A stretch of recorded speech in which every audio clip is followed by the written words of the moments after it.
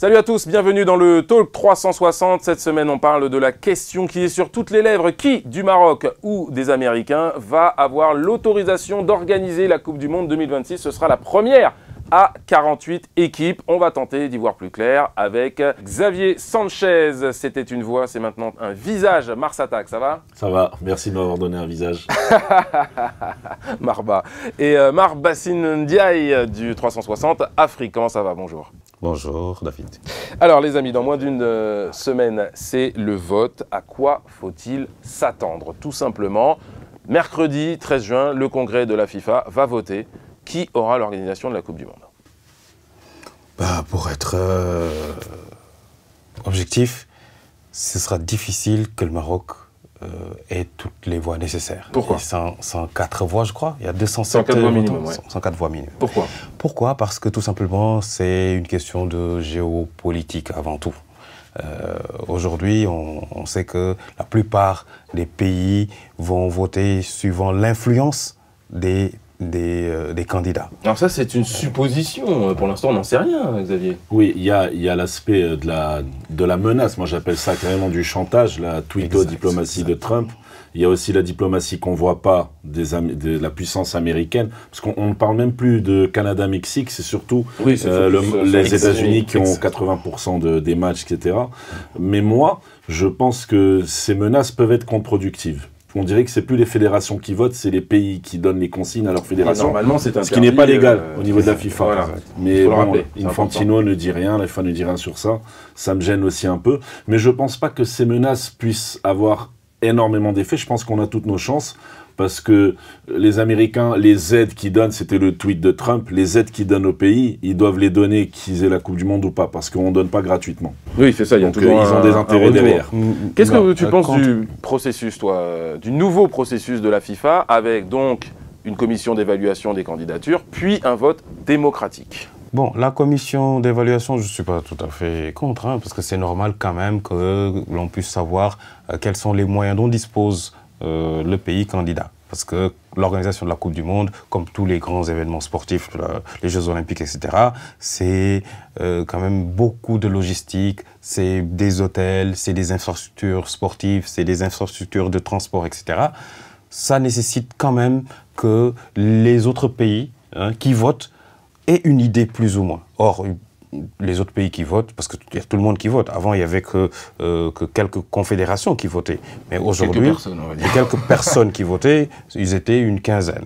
Maintenant, il y a les 207 pays qui votent. Je ne vois pas le Tuvalu ou un pays, Vanuatu, etc., Tahiti, se déplacer, venir voir les infrastructures du Maroc et être rassuré. Donc toi, tu es pour ce nouveau processus? Oui, moi je suis tout à fait pour. D'accord. Ouais, moi aussi, je suis tout à fait pour, et c'est une chance pour le Maroc, parce que le Maroc, c'est sa 5e candidature. Et les candidatures avant, il y a certaines où on n'est pas passé loin.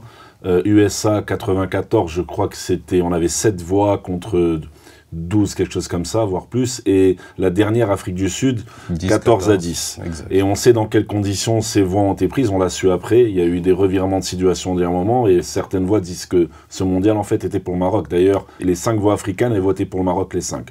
Il y a eu des revirements de l'Argentine, que l'on donna, qui est aussi impliqué dans les trucs du Qatar. Bon, c'est pour ça que cette démocratie, un pays, une voix, enfin un pays, une fédération, parce que il y a des pays qui ont 3 fédérations. Et le Maroc peut avoir ses chances. Moi, j'ai fait le décompte un peu. Il y a de quoi trouver ses voix. Peut-être pas 104, parce qu'il y aura peut-être des abstentions, justement, des gens avec les menaces qui peuvent faire rester neutres, parce que Trump, c'est Trump qu'on voit, et les Américains, ils ont une puissance de feu, mais le Maroc est ami avec la plupart des pays dans le monde. La diplomatie marocaine, elle est ancienne. Et on saura ce jour-là qui vote pour... Aujourd'hui, on part sur le critère du vote. Le critère du vote, il est très simple. C'est chaque pays vote. Et on sait que de toutes les manières, même si c'est interdit, c'est les gouvernements pour la plupart. Alors justement, quel pays aujourd'hui, on va parler de nos voisins africains, quels pays vont nous tourner le dos? On est au courant pour l'Afrique du Sud, on est au courant pour la Namibie, etc. Qui sont les voisins qui vont nous trahir, tout simplement? Alors, à part les pays de la zone, on appelle ça, comment ça, COSAFA, ou SAFA, quelque chose comme ça, SAFA, ces pays-là, ils vont peut-être pas nous tourner le dos, mais ils risquent de voter chacun. C'est 10-12 pays, je m'y connais pas assez. Par contre, je sais que tous les autres pays vont voter pour nous. Je sais que les Seychelles nous ont donné l'accord. L'Algérie, notre voisin, avec toutes les relations depuis des années qu'on a avec eux tumultueuses, vote pour nous, aussi bien le peuple que la fédération. En Afrique, on va pas avoir la majorité. J'aurais aimé qu'il y ait une translation, qu'il y ait une relation entre 2010 et maintenant qu'on fasse tout. Je pense qu'il faudrait qu'on arrive à 40. J'aimerais bien. Si on arrive à 40, je pense qu'on peut l'avoir. C'est très optimiste. Ça va être dur. Ouais, c'est très optimiste, 40. Maintenant, si on arrive à 40, il nous restera quand même 64. Ouais, mais on a beaucoup de choses à prendre. L'Europe, Espagne, Italie, France, Angleterre, je pense aussi, bien qu'ils soient atlantistes. Je mets une croix un petit peu, moi-même, sur les pays nordiques comme la Suède et tout, parce qu'ils sont, je leur fais pas confiance sur ça, ils ont un esprit qui est un peu Ils ont un esprit carré, comme les Allemands. C'est-à-dire que s'ils regardent le beatbook et qu'ils disent « Ah bah là c'est 2-7 et là c'est 4-5 », ils vont voter pour 4-5. Mais les Allemands, je devrais voter pour nous. Oui, mais ils peuvent voter aussi la pour la Russie proximité. vote pour nous. On a un continent qui nous est pas favorable, c'est le CONCACAF. Il y a, je crois, 35-36 pays, mais il y a quelques îles qui votent pour nous. Toute voix est bonne à prendre. Et mon grand regret, c'est l'Amérique du Sud. Pourquoi? Parce qu'il y a 5 ans, le Mercosur, c'était des chefs d'État anti-impérialisme américain. Ceux-là, ils auraient voté pour nous. Il y a quelques années près, le monde a changé. Il y a un timing. Bon, on peut pas tout avoir. Mais peut-être que le Maroc trouvera son salut en Asie, par exemple. L'Asie, bien sûr. Entre les pays arabes, des pays asiatiques, l'Iran, qui est pas copain avec les deux, mais qui, j'espère, soit une option, soit un vote pour le Maroc. On va pas voter pour le Maroc. Pour les États-Unis. Ouais, non, il votera pour les États-Unis, mais j'espère qu'il votera pour le Maroc. Voilà, donc tout ça, c'est des voix qu'on va prendre. Moi, je partage pas trop l'optimisme de Marc, parce que je pense que beaucoup de pays seront influencés par le simple tweet de Toi, tu lui accordes l'importance. Beaucoup d'importance. L'importance de la position du personnage. C'est-à-dire que Donald Trump fait un tweet où il menace les gens, ça va marcher. Je pense que c'est contre-productif. Pas de la position, mais de la folie du personnage.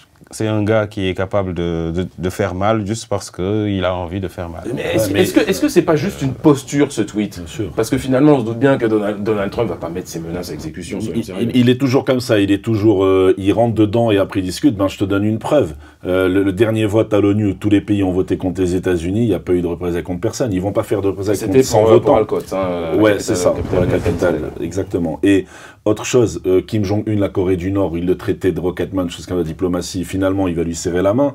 Donc, ces menaces-là, bien sûr, l'impérialisme américain et les États-Unis, ils aident énormément, ils aident toute la planète, mais ils aident pas toute la planète gratuitement. Ils sont contre certains pays et ils montrent comment ils le sont, mais ceux avec qui ils sont, ils ont besoin d'eux aussi. Ils peuvent pas se désengager de certains pays comme ça. Oui, donc c'est des grands mots, c'est que du foot. Hein. Voilà, on n'est pas en train de parler de la prolifération d'armes nucléaires, du dollar. Est-ce que c'est pas aussi important finalement, même si ça le foot ne tue pas, c'est que du foot, c'est vrai, mais c'est de la géostratégie aussi, parce que aujourd'hui quand même, c'est de la géopolitique pure. Voilà. Et donc c'est clair que il y a des pays qui vont être influencés par les États-Unis, par les relations qu'ils ont avec les États-Unis. Je vous donne une preuve. Ce sera la dernière de l'émission. On y va. La preuve, c'est l'Arabie Saoudite. Ouais. Mais c'est pas une surprise, l'Arabie Saoudite. Oui, c'est pas une surprise. Mais pourquoi? Parce que tout simplement, sur le plan géostratégique, même si sur le plan culturel, sur le plan religieux, sur tout, l'Arabie Saoudite, c'est un pays arabe, donc il aurait pu dire ah oui, nous on soutient quand même le Maroc, d'autant que c'est aussi un pays. Oui, mais après c'est joué sur le côté arabe, sur le côté africain, etc. Après, chacun va tirer profit de la situation. Sur le plan chef d'État, famille régnante, et sur le plan affaires tout court, c'est américain. C'est un pays américain. Pas de surprise. Tout à fait. Tout à fait. On est un peu déçus. Et non seulement l'Arabie Saoudite est un pays américain, mais elle va... Pays américain, t'exagères. Voilà, elle va emporter avec elle d'autres voix qui auraient pu voter pour le Maroc. Bon, bah jusqu'à mercredi, suspense total, puisque personne ne sera en mesure de vous donner le résultat de ce vote pour l'organisation de la Coupe du Monde 2026. Merci Xavier. Merci. Merci Marc. C'est moi. Et nous on se retrouve la semaine prochaine, on connaîtra le résultat. Ciao.